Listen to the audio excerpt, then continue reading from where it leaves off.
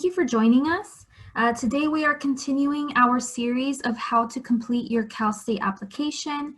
In our last video, we covered the quadrant of supporting information. And today we're going to be finishing the last two quadrants of the application, starting with academic history. So under academic history, we'll be completing 8 different sections, starting with high schools attended. So in this section, you will be required to enter information regarding the high school or high schools that you attended. Not to worry, you won't have to go in and add classes and grades that you've earned in high school, but rather you will be entering general information about the high schools that you attended. First and foremost, you can indicate whether you attended a high school or were homeschooled, so please choose accordingly. I already took the liberty of entering the city and the state for this example, so I typed in Downey, California, and then it shows this list of all the schools in Downey, California, and I'll go ahead and select Downey High School for this example. After that, it's going to ask you for the dates that you attended this high school. For my example, I went ahead and added August 2006 to June 2010. Those were all 4 years of high school. Lastly, you're going to select the term type for the high school. In my case, I'm going to go ahead and select semester, meaning that my high school had a fall semester and a spring semester. And once all this information is complete, I'm going to go ahead and save this school. If you attended more than one high school, you will go ahead and choose Add High School and continue the same process again for that new one. The last question will ask you to select your anticipated or current graduation status from the high school. So please be sure to look at the 3 options and choose the one that best applies to you. In my case, I chose I have or will graduate with my high school diploma. And I'll go ahead and choose the high school that I received the high school diploma at. If you added more than one school, be sure to choose the high school that you graduated from. Lastly, it will ask you to enter the date that you received the high school diploma, which I went ahead and did, and entered June 2010. If you did not earn a high school diploma, but did earn a high school equivalency like a GED, you will go ahead and choose the second option and select the date that you received it. Once that's completed, you can go ahead and click Save and Continue. Here, you will go ahead and add all of the colleges or universities that you've attended. So you will be asked to enter the name of the college or university that you attended. In this case, I added Rio Hondo College. It will then ask you if you obtained or are planning to obtain a degree from this college, which I will go ahead and say yes. Next, it's going to ask you if the degree was awarded or if it's still in progress. If your degree was awarded, it will ask you the following questions like what type of degree did you earn, when did you earn that degree, what was your major, and if applicable, what was your minor. If your degree is in progress, again, it will ask you the same type of questions. If you are earning an associate degree for transfer, you will select one of the 2 options. Associate of Arts for transfer and Associate of Science for transfer. If you're not 100% sure where it falls under, you could always visit the Degrees and Certificate page and find that information here listed below. So in this case, I went ahead and selected Associate of Arts for transfer. I indicated that I will be earning that degree May 2021 and that my major is Business Administration. If I am earning more than one degree, I can click Add Another Degree and go through that process again. It will then ask me what type of term system this college or university uses.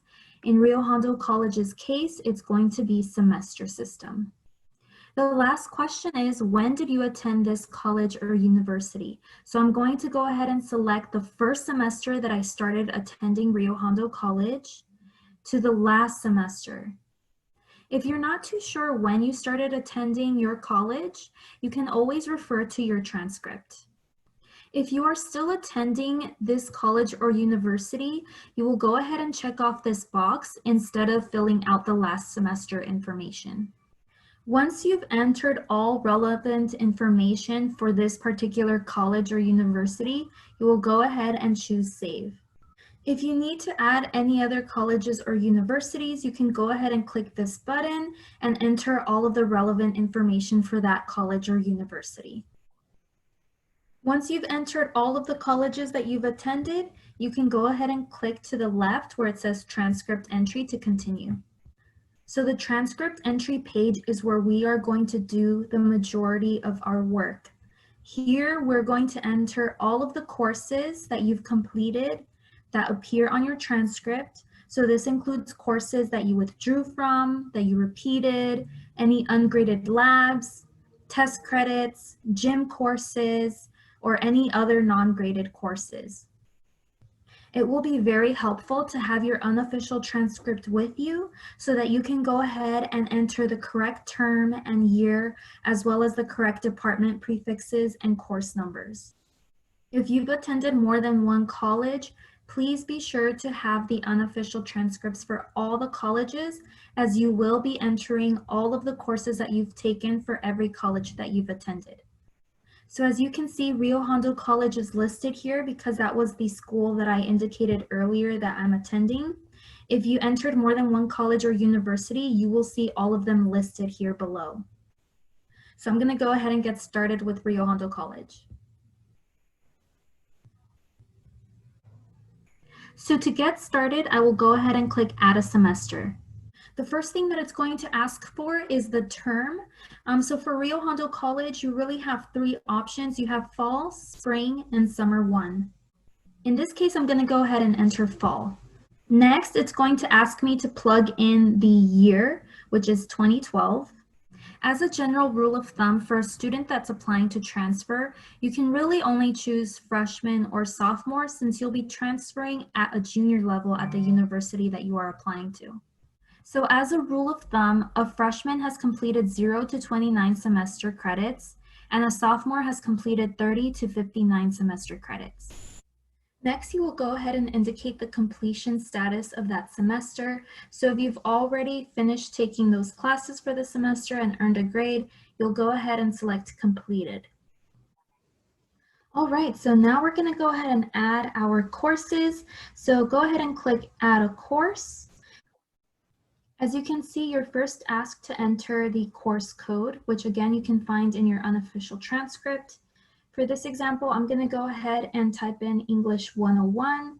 So I'm going to go ahead and type in ENGL, which is how it would appear in the transcript. And you'll notice that there's some courses that already dropped down. The first one being English 101. So I'm going to go ahead and click on English 101. And you'll notice that several boxes populated. First one being course title. So you'll see that the course title already automatically populated once I selected English 101. And it also populated the number of credits that the class is worth, which is 3.5 credits. So we have 3.50 that already populated. Another thing that automatically checked off is this check box right here, indicating that this class is transferable. What you will have to enter is the subject and the grade. Selecting a subject can be a little tricky sometimes in knowing which subject your course falls under, but you have to just try to do your very best to find a subject that best matches that class. In this case, I want to find something that either says English or is as close to English as possible. You will also be required to enter the grade that you received for that class. As you can see, even after entering all this information, you're not able to click the Save button. And that's because you need to go ahead and just click on this box to allow the system to populate the B on this box, and then you can go ahead and click Save.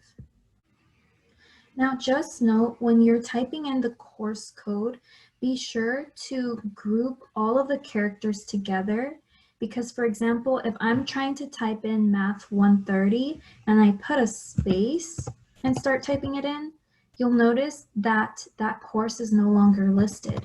But when I type it in together, it does populate. Another thing to note is that it will only list transferable courses. So if you took Math 60, for example, geometry, it's not going to appear. In this case, you're going to have to manually enter the information for the class. It's also important to note that this class is not transferable. Therefore, I will have to uncheck this box to indicate that this class is not transferable. A general rule of thumb is that if this class is below level 100, it is not a transferable course. Now let's say that I withdrew from my Art 101 class. In this case, I will have to go ahead and put in a W to indicate that I withdrew from the class. Now let's say that in fall 2012, I took Psych 101 and failed the class, but the following semester I retook it and received an A. You want to make sure that you change this F to an RP. If the course was repeated and your unofficial transcript indicates that the course was excluded from your GPA, you need to enter RP. If you need assistance with reading your transcript, please feel free to reach out to us. In some cases, students may fail a course in one college and retake it in another. If this is your case, it is important to speak with a transfer counselor to determine the appropriate response, as institutions vary in grading policies. However, you cannot mark repeats for in-progress courses. If a repeat is in progress, the original grade is reported. So for this example, in fall 2017, I failed my humanities course, and I'm now retaking it this fall 2020. Because this class is in progress, I have to go ahead and keep the F from the course that I took fall 2017. If your college offers academic renewal, use a grade of AR for courses noted as such on your transcript. Again, if you need assistance in locating that information on your transcript, feel free to reach out to us. Now, for any class that was taken pass or no pass, you'll go ahead and enter P for pass or NP for no pass. If you took any AP exam and earned a score that earned you college credits, you want to make sure to enter it here as well. Go ahead and enter your AP exam scores in the first semester. In order to enter an AP exam score under course code, go ahead and enter an abbreviated version of the name of the test. In this case, I put AP Span Lang, which stands for AP Spanish Language. Next, under course title, go ahead and spell out the AP exam completely. In this case, again, Spanish language. Now in this case, under subject, you're going to go ahead and choose test credit - no subject. To determine the number of credits earned, go ahead and utilize the following website. You can find the website link posted here. And in this website, it gives you a detailed list of every AP exam, the passing score that needs to be earned in order to earn the college credits, and the semester credits earned. In this case, for Spanish language, I need to have earned a test score of 3 or higher, in which case I did, and will enter 6 credits. So under credits, I'll go ahead and enter 6.0. And under grade, you're going to go ahead and enter CR, which means credit. Please be sure to check off that this is a transferable course. Once you've entered all the credit earned from AP exams, you can go ahead and click Save. Now again, for classes that you are currently taking right now, you're going to go ahead and indicate in progress as the completion status. You'll notice that when I enter the class, it doesn't allow me to enter a grade, and that's because the class is in progress. Therefore, we haven't earned a grade yet. So you can go ahead and move forward and click Save. The same also applies to any future semester in which you're not yet taking classes but are planning to take classes. You would go ahead and choose in progress or planned. In this case, the class is planned to be taken for spring 2021. And it's the same case for this one. You will not be allowed to enter a grade, and that's because you haven't taken the class yet, so there's no grade to enter just yet. So you can go ahead and save and continue.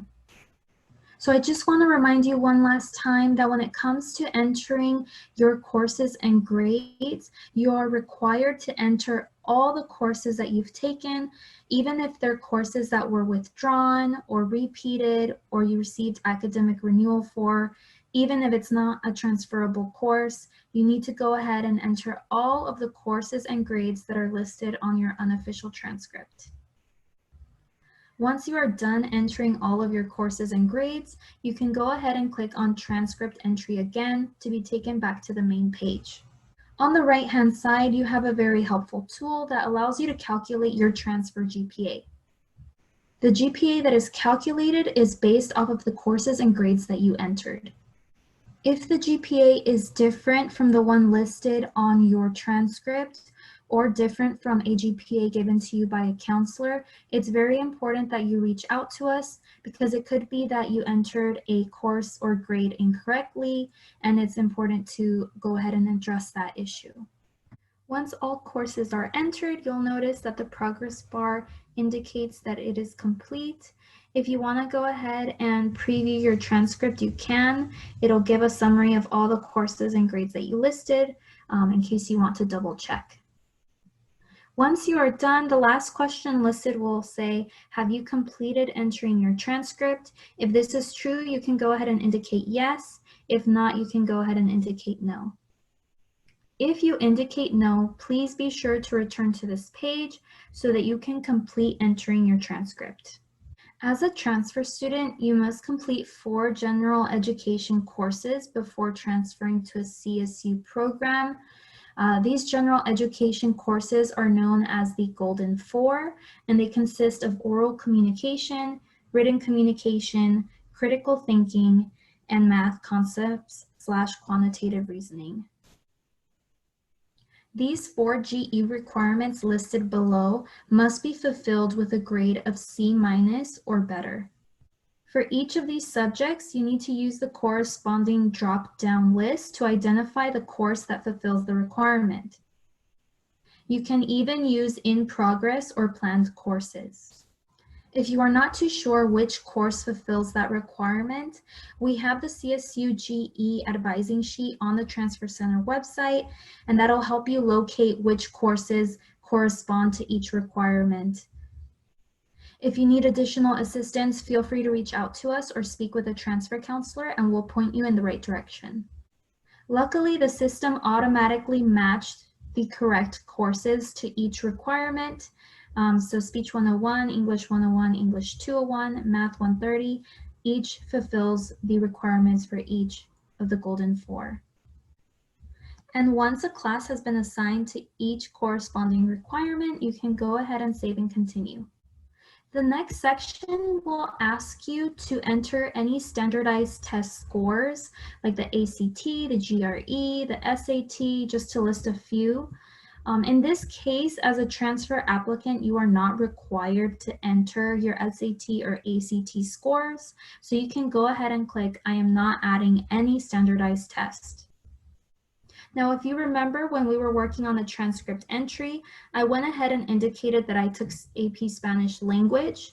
Now in this section, it's asking me, do you have any AP scores to enter? Which I'll go ahead and indicate yes. Once I indicate yes, it will prompt me to enter the following information. For the AP exam date taken, you can find this information on your College Board account. Once you've entered all of your AP exam scores, the last question will say, do you have additional AP scores to enter? And you can go ahead and indicate no and click Save and Continue. In this section, you'll be asked to enter your college level examination program exam scores. The CLEP scores below are for CLEP exams taken through the College Board's college level examination program. So if this does not apply to you, please select no to the question. And once you've answered accordingly, you can go ahead and click Save and Continue. In the next section, you will be asked to enter your IB exam scores. So if you have any IB scores to enter, you'll go ahead and click yes and fill out the corresponding information. If you do not have any IB scores to enter, you'll go ahead and click no and click save and continue. So as you can see, this completes the academic history quadrant, and now we can move on to the last quadrant, which is program materials. So some of the CalStates and programs that you're applying to may require additional information, and so this is a section in which they're going to ask for that information. For example, Monterey Bay, specifically the computer science program, is asking for additional information, so I'm going to go ahead and click on that. Once I click on that, I'll be taken to this Home tab, which provides general information about the application. So please be sure to read this important information. The middle tab will include the additional questions that they want you to respond to. In this case, I'm getting a list of prerequisite courses required for admissions, just providing this information. So as an applicant, it's important for me to go ahead and read this and make sure that I understand this and have completed these requirements. And then the questions that they actually have to ask are pertaining to those required prerequisites. The first one is asking me if I understand the information that's provided. I'll go ahead and say yes. And then the second question is going to ask me once again if I understand that priority status will be given to students who have completed these required courses. So I'm going to go ahead and say yes. Please note that every school and every program is going to have a different set of questions. So these might not be the questions that you encounter, but I'm just walking you through this in general so that you understand how to go about answering these questions. So now I'm going to go ahead and click save and continue. And you'll see that there's now a check mark right next to the questions tab, letting me know that I've completed this section. After completing the questions section, we can go on and move forward to the prerequisite section. This prerequisite section cannot be completed until you enter all your courses and grades in the transcript entry section. Be sure to read the information provided as it details the program requirements, including prerequisite courses that are required for admission to the program that you've selected. The courses listed are the ones offered at Monterey Bay. So these course names and course numbers correspond to Monterey Bay and not Rio Hondo College. So although they require, for example, CST 231, we need to find the course at Rio Hondo College that is equivalent to this course here. So it's going to be very important to have assist.org open on another tab to assist you with this. In assist.org, you're able to enter our institution, which is Rio Hondo College, as well as the institution in question. In this case, it's Monterey Bay. You can go ahead and click View Agreements. It will give you a list of all the majors that they offer. And in this case, we're looking for computer science because that's the major that I'm applying to. Once it populates, go ahead and click View Agreement. And it'll again list all of the courses required for the major, on this side being the courses that are offered at Monterey Bay and required at Monterey Bay, and to the right-hand side, equivalent courses offered at Rio Hondo College.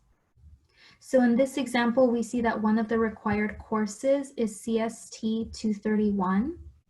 And if I look back on the agreement, CIT 125 at Rio Hondo College would be equivalent to CST 231.